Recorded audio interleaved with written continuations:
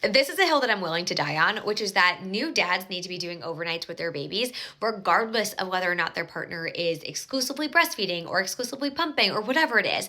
And I'm not saying they need to do the entire overnight by themselves, but they should be participating because there's this weird narrative that often comes up with new parents where men will say, I didn't get paternity leave, so I went right back to work. And so my wife does all of the overnights because I can't be tired for work in the morning. And first and foremost, I think what that does is it tells us that we care way more about paid work than unpaid work because she's at home taking care of a baby all day, which is exhausting.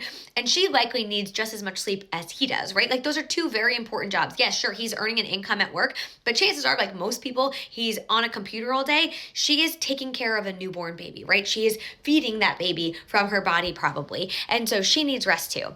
And that's one narrative, right? Like I'm back at work and so I need the rest. But the other thing is a lot of times men will say like, she's breastfeeding, so what can I do? But there is so much to do. You can soothe the baby. You can help change the baby's diaper. You can make it so your partner can go back to sleep sooner. But more than that, it teaches you about your baby. You get to bond with your baby. You get to learn their cues when they're hungry, when they need a diaper change, when they're just sad. You get to learn how to comfort your baby. It's so important that men do this work because what typically happens is, right, he'll say, I'm on paternity leave, or I'm not on paternity leave, she's on maternity leave, so she's going to do all of the overnights, right? But eventually, because most women work full time, she's going to go back to work. But say that if she's lucky, 2, 3 months, 4 months down the road, she goes back to work and now she's been doing all of the overnights by herself. And when she goes back to work, her husband comes to step in to help her with the overnights. And he doesn't know how to soothe the baby. He doesn't know how the baby likes to be rocked or swaddled or any of those things.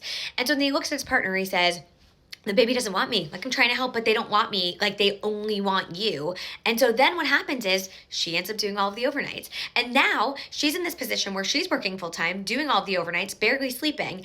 And this person, her partner, has been sleeping the entire time. It creates these inequities in a relationship that just don't have to be there.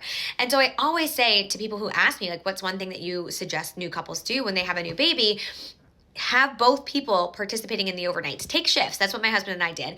I would do the first shift, he would do the second shift, and so on, right? Like we would take chunks of time so each of us could get some sleep. I would pump and he would wash the pump part so I could go back to bed, right? We would work together to make sure not just one of us was constantly exhausted because that's what it is.